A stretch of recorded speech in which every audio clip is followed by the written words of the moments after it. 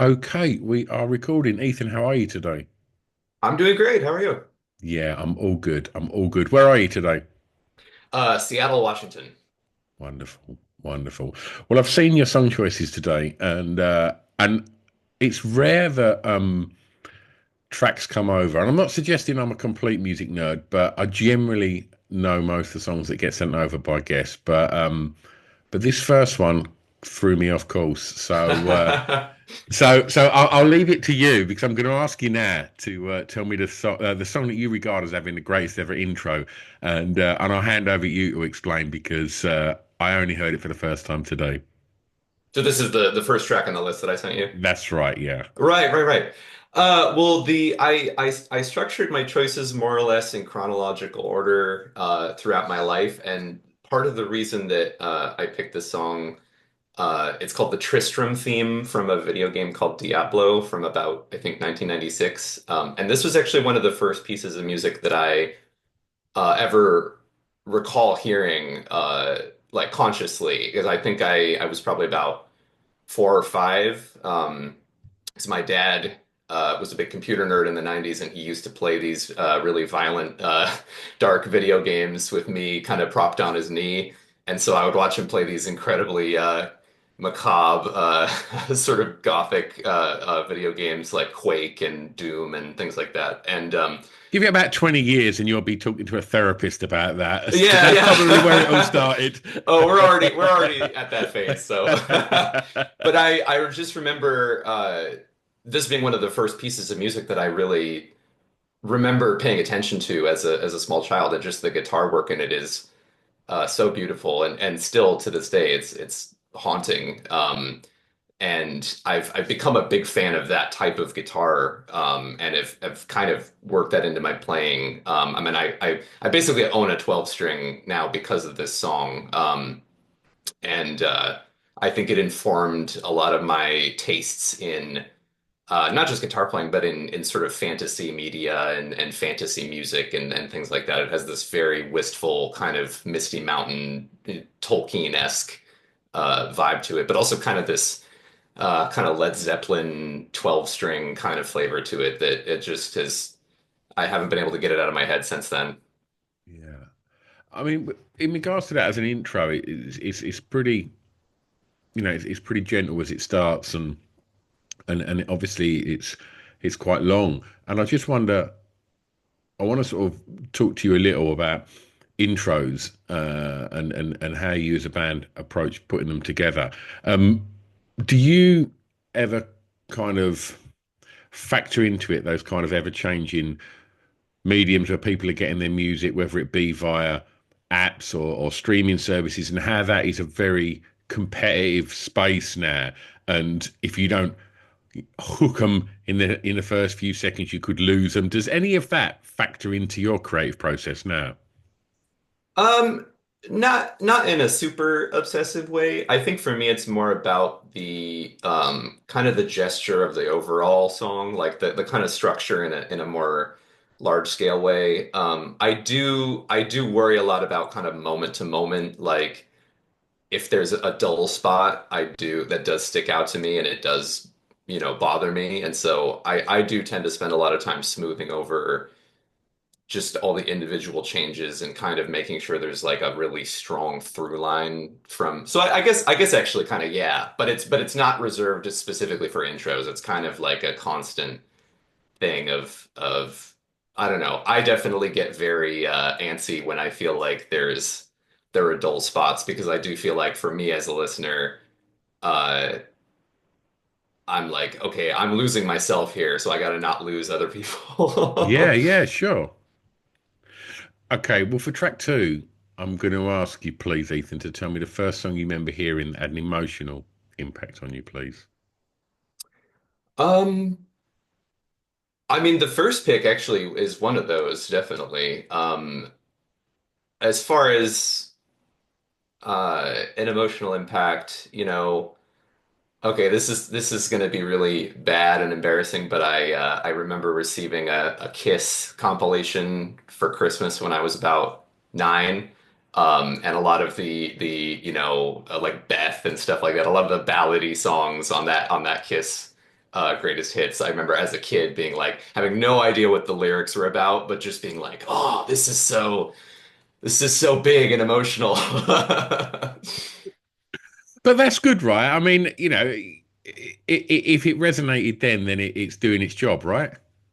Yeah, well, I think it does give you a good sense of like, you know, when you're still training your ear and you're still young and you're kind of like learning the landscape of what musical forms are out there, it is good to have an ear for like, okay, what are musical forms or arrangement choices that can have an impact on you even if you have no context for it. Like even if you don't know what the words are about.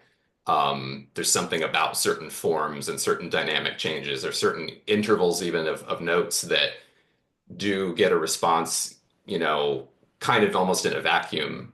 Um, and so as a, you know, when you're a kid, those things stand out to you, and those are valuable references to point to when you're older because then you know, these things have a power even kind of apart from the narrative context or the lyrical context, and those can be really handy to use. If you had to pinpoint the emotion that you got back then from that, well, how would you explain that?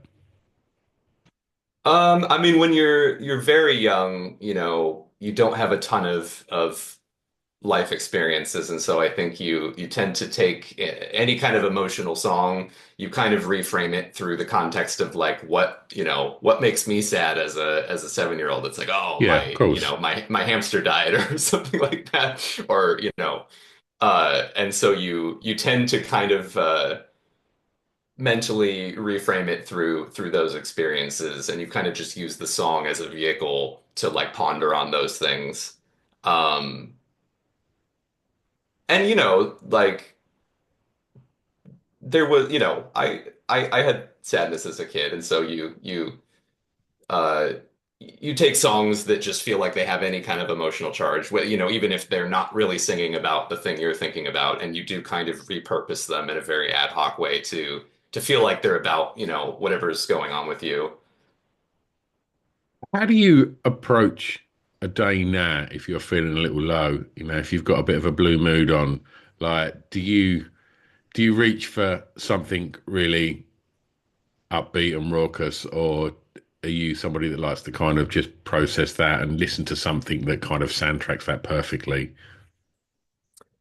You know, I think it's changed over the years. When I was a teenager, I definitely was the type of person that like if I was already feeling kind of down, I would kind of double down on it and I would really steer into music that dovetailed with that to a degree that, you know, I would lean harder into the mood and maybe even make myself feel more sad because it somehow just felt good to verify that with music, Yeah, and just create a space of that. But I think as I've gotten older, I've gotten kind of wary of. I'm a little more nervous about doing that because I'm 31 now and I feel like I have to take care of myself better. So I of like course. I will try consciously to not steer into it as much as I used to, which does mean using, you know, I do vibe less with music to cheer myself up now than I used to. But I also uh I try, you know, I try to steer away from it more than I used to, which means not necessarily listening to music that kind of leans into the mood that I'm having. Yeah, it's perfectly fine to move that Leonard Cohen record to the back of the collection, but know that it's Yeah, still there. yeah. Yeah, yeah. You can think about it for a few seconds, but I'm like, Yeah. I'm not gonna listen to all of Songs in Love and Hate right now. Not gonna go well. Well, let's stay in the formative years, Ethan. I'm going to ask you to tell me the song that reminds you of your time at school, please. Yeah. Well, actually, the second pick on the list, Master of Puppets, does make me think of my time at school. I had a really odd school experience. I went to regular grade primary school through grades 1 through 3, and so I had that experience in a public school Was environment. And was then this all in Seattle as well? this was around the area. Yeah, yeah. Yeah. It wasn't in Seattle proper, but nearby. And after grade three, my parents both decided to take me out of public school and start homeschooling me. Because I had kind of hippie parents, and neither of them really agreed with the public school I don't know, formatting or whatever. And so from then on, about age nine, I was homeschooled for 6 or 7 or 8 years. But oddly, we ended up doing kind of a structured, still kind of a structured school environment where I was going to this co-op center where other homeschooling families in the area would all kind of meet and have kind of there was a class structure kind of. So it's kind of a contradiction of a school for people that were homeschooled. And I remember around that time, around 2006, 2005, I was listening to a lot of 80s thrash metal because that was something that my dad and I kind of bonded over. Is that was, he was an 80s punk and he was like a skate kid, and so he shared a lot of that music with me. And so I had this little Discman that I would, and this giant pair of Sennheisers that I had around my neck at all times. And so I'd walk around school just blasting Master Puppets into my ears. Did you I mean, I'll talk more about the homeschooling. Did you feel, looking back on that now, that that was a good thing or a bad thing? I've thought about this a lot. You know, I would say definitively my opinion is that I wish I hadn't done it. It was very disruptive to be pulled out of the kind of main stream of social experiences and kind of the formative kind of monoculture of what kids all kind of grow up doing. Um, because what happened was that I was basically out of that circuit Sure. until college age, and then I had to kind of reintegrate really abruptly into college, having kind of been out of the loop for this long. And so there's a lot of stuff that I kind of belatedly had to figure out really quickly because I didn't go to high school or any of that stuff. So overall, I regret having done it. Having said that, I made a lot of friends in a lot of the people that I met in the kind of homeschool world are people that are still my friends, and I had a lot of I made connections through that I do cherish and that I wouldn't trade necessarily. Um, and I don't know, I guess it makes me as a person, maybe it made me a little weirder or more interesting, but I would say that I definitely kind of regret the experience. Okay. Did you have any idea what you wanted to be when you was young? Yeah, I mean, I didn't have a really specific career pipeline in mind, but I was always interested in music and the arts, and that's kind of the only thing I ever really focused on. I actually had a rock band class in the homeschool center that I went to, where it was basically like a band class, like the same as you'd have like jazz band in high school, but it was all just like rock covers and things. And so if you can picture me with really, really baggy cargo pants and like a really oversized, Slayer t-shirt playing Pat Benatar covers in a large room with about 8 other guitarists. Because there were tons of guitarists and no drummers, which is, the same as real life actually. Yeah, Uh, absolutely. um, I remember doing that. And so I don't know. And even before that, when I was in kindergarten, I used to build little guitars out of the Tinker Toys and stuff and try to sing like Beatles songs to the other kids. And so I think that's just something I always gravitated towards. And I never held a real job. I went, from school to community college. And when I was in college, I was just playing in bar bands for money. And then I basically went straight from that to touring full time. So uh, I didn't really have a plan, but I was just kind of pushing myself towards music and just hoping that something would work out. You mentioned that your dad was a skater and introduced you to some like some rock and stuff. Was home a pretty musical environment then?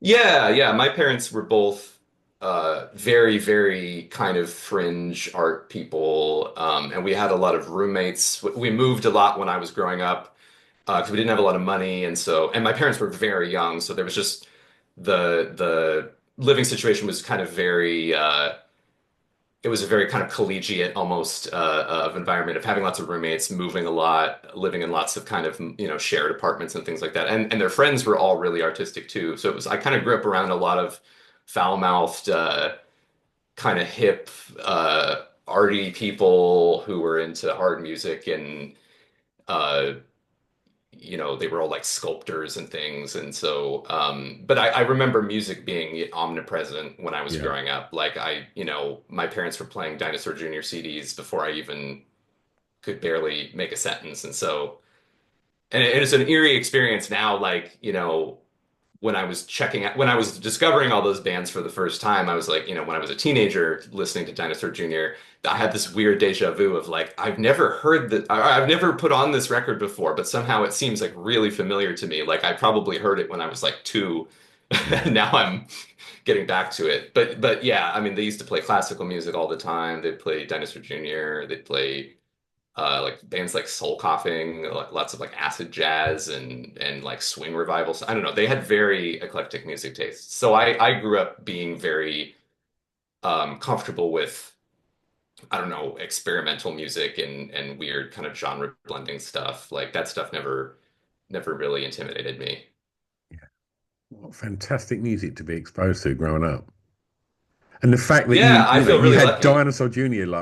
like rolling around subliminally in the back of your head. That's amazing. It's funny too now because I feel like I have kind of I sometimes don't super relate with people that are my age because like I think they grew up listening to music that was a lot more contemporary to them, and I Yeah. have like a very Gen X kind of Yeah. musical sensibility, and I never really moved out of that. Yeah. Wonderful. I'm going to ask you now to tell me the first record you remember buying from a record store, please. Yeah. Okay, it's not a very good one. I think it was It's not meant the to be. This is the one that's No, it's got all to right. be It's all shared. right. Yeah, yeah. I think it was the Alien Ant Farm self-titled album, because it had their cover of Michael Jackson's Smooth Criminal on it. And Yeah. I had never actually heard of Michael Jackson or Smooth Criminal. I just knew the cover and I thought, oh, this song is so cool. I really want to own that CD. So I think I got that when I was about 9. Um, and I only listened to that song. I didn't listen to the rest of the album. I was just like, I didn't know it was a cover, so I just thought, well, this is their best song. None of their other songs really sound like this. And then later learned, oh, there's a reason for that. It's because they didn't write it. It's really weird. I got one of my best friends has over the years has become very successful musician, and when I spoke to him about sort of formative years of music, he mentioned that band, Oh, wow. and to the point where he shaved his head, and I don't know, I can't remember the singer's name in any anthem, but he shaved like a little center parting in the middle Uh-huh. of his. Yeah, my pal done that as well. I was like, mate, that's conviction to Alien Ant Farm. Yeah, there's mega fans out there. Yeah, yeah.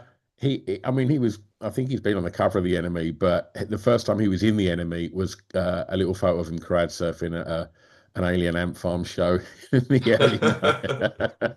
Nice. So you're Excellent. not alone. You're not alone. There's other cool Yeah, yeah. musicians out Glad to there hear that it. cut their teeth on Alien Ant Farm, mate. um, okay, so what's the next track? The next track is the song that soundtracked your year's clubbing, please. Like playing club shows or I mean, it can be like going to nightclubs. It can be like a song that soundtracked like a period of your life in a certain like indie bar or a dive bar where there was just something that kind of soundtracks that kind of time of your life. Sure, sure. Yeah, I mean, I didn't really socialize at clubs a whole lot or bars or anything, but I mean, I remember I played in a lot of bars when I was a teenager. I played a lot of like dive bar shows, and it was funny because legally you can get away with playing. basically I was in this weird legal loophole where I could play in dive bars as a minor, but the second the music stopped, I kind of had to be shuttled off to an exterior location. And then if there was a break in the set, because we'd play these like 3 hour sets with like intermissions in them. So, we'd play an hour, and then as soon as the intermission started, I'd have to like run away. And then 40 minutes later, I'd come back again and finish the set. Um, I remember the song, oh gosh, there's that song by The Cult, and it's in the Donnie Darko soundtrack. I think it's kind of their big song. It's under She Self the Sanctuary. no, it's God, I think it's Under the Milky Way or something Oh to no, that that's Echo and the effect. Bunnymen. Killing Me. Yeah. Yeah. Oh, okay, okay, okay.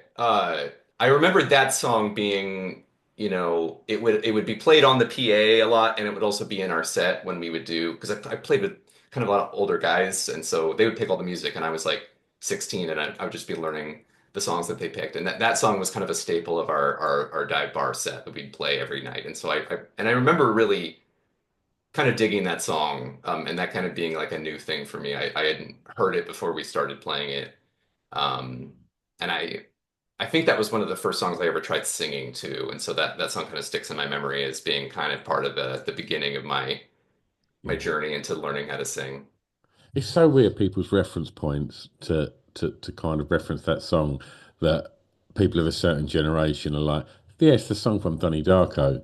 And it's like, whereas obviously, of my generation, it's like, yeah, it's Echo and the Bunnymen. It's that tune Yeah, that like put them on the yeah. planet. And it's like, yeah, it's crazy. Um, I'm intrigued to know what your choice is going to be for the next one because I'm going to ask you to tell me a favorite song from an artist from your home county. And as a 52-year-old man, when I was cutting my teeth in music around the ages of 18, all the best music was coming from where you are. So I'm just kind of curious as to how heavy that that sits in Seattle, like the movement that happened, in and around the late 80s and early 90s with you, and just a track from an artist from your home county that has been important to you, and by no means has this got to be a sub pop band or anything like it's down to you. Yeah, I mean, it is funny that, it is something that gets into your DNA when you are born here. It's like I feel like I was born with Nevermind kind of just like pumped into my DNA from before. I feel like I knew that album front to back before I even had heard Sure. it. Just because it was, anytime you turn on the radio, it's just always playing. Um, gosh, I mean, obviously, Nirvana that's the biggest one that everyone thinks of. That's definitely been everywhere as long as I've been growing up. There's definitely I feel like I've actually discovered more bands from here as I've gotten older. Because my parents used to listen to such kind of far-ranging stuff. It wasn't all local. And I feel like as I've gotten older, I've actually started getting really into like Melvins and a lot of Oh, the a lot nice. of the bands that were kind of adjacent to Nirvana but weren't Yeah. as big because they were maybe more uh heavier or more experimental or a little bit less radio friendly. And so, in the last few years, actually, I've gotten really, really into Melvins, to the point they're one of my favorite bands now. Nice. And I would say the song Honey Bucket, I really, really just get super, super amped up every time I hear it. And I I'll often forget that they're from here because I just Yeah. like them so much. Fantastic choice. I've done over 600 episodes of this show, and no one's ever mentioned the Melvins yet. So Wow. it's a welcome addition. Yeah. Fantastic, fantastic. It's your last track, Ethan, and I'm going to ask you to be a bit of a tastemaker and tell me a song that you love that you think the listeners of this show may not know. Yeah. Well, there's a song by the Breeders that is on, it's like maybe their least talked about album. It's an album called Mountain Battles from about 2008. And it's kind of before their big reunion period where they kind Yeah. of, I think, like re-entered the map maybe. And so it's an album that's kind of flies under the radar a little bit. And I don't remember if it's Kelly Deal or Kim Deal that sings it. I think it might be Kelly. But it's a cover. And I'm gonna butcher the pronunciation, but it's in Spanish. I think it's called Regale esta noche. Okay, I know. And the lyrics are all in Spanish, and they're sung really beautifully. I don't know if it's like like a classic songbook kind of song, or like I think it is maybe like an older pop song that has a lot of different versions of it. But the Breeders do a version of it, and it's not like anything else in their catalog.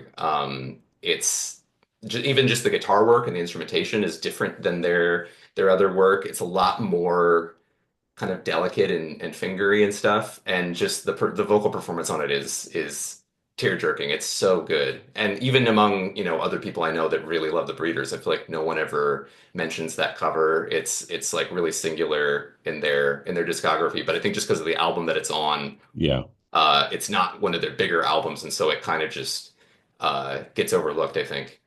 fantastic choice. Okay, well, we make it nice and easy for everybody to go and listen to that and the other tracks that we've spoken about, Ethan, because we put together a little Spotify playlist to accompany the podcast so people can go and listen to the records that we've spoken about. And one of the bands that we haven't spoken about, most importantly, is your band. And so this is the point where I'm going to ask you exactly what's going on with your band. And and yeah, so where are we at? What's going on? Lots going on right now. We have a record coming out on May 2nd it's our first record in 5 years, and we've been working on it for the last probably two of those years. And there's kind of a lot of weird interim in between because of the pandemic and everything. But I'm excited about it. It's our most, because of the large break and kind of the shakeup in our routine that kind of entailed. We kind of used some of that time and some of that space to change our writing process, change our album pipeline process, and kind of make a different type of record than we've ever made before. It's a lot more collaborative, a lot more kind of jam based and kind of band based than we've ever done before. It comes a lot more from, the terminology I usually use is there's kind of top-down writing, which is very kind of singer-songwritery kind of writing, and then there's bottom-up writing, which is more maybe ensemble-based or more, improvisational, where you're kind of generating things from the ground up, and it comes more from that place, I think, than any of our previous records. And it also has a really strong kind of conceptual narrative component that we've never really done anything that structured before. And just I don't know, it's been in my brain for so long. We've been working on it for so long that I'm just really happy and relieved that it's now finally uh, going to be. It feels like it's been so long waiting for it to come out now, but I'm glad that it'll finally be in people's ears and I can finally hear what people think about it. Fantastic. I'm looking forward to it. The single's been all over BBC Six Music, mate. And That's what I've heard. Yeah. yeah, they're smashing it big time. So it's yeah, it sounds fantastic. And if people want to find out about release schedules, tour dates, and anything else relating to the band, where's the best place to keep up to speed? Yeah, we have an Instagram page that is pretty up to date about adding new show dates, keeping up to date on singles and album release stuff. I'm pretty sure we also have a regular website. I'm sounding really out of the loop here about this, but I'm 99% sure that there's also just a normal .com that you can go to. Okay, But if you Google the band, there's a couple different channels there for finding all the new scheduling info. fantastic. We'll tag you on Instagram when this show drops. So if people aren't following you already, we make it nice and easy for them to go and find you and do so. Ethan, it's been an absolute delight talking records with you today, mate. Thank you so much for giving up your time and coming on. Thank you. This has been lovely. Wonderful. I'm going to press stop, but don't go anywhere.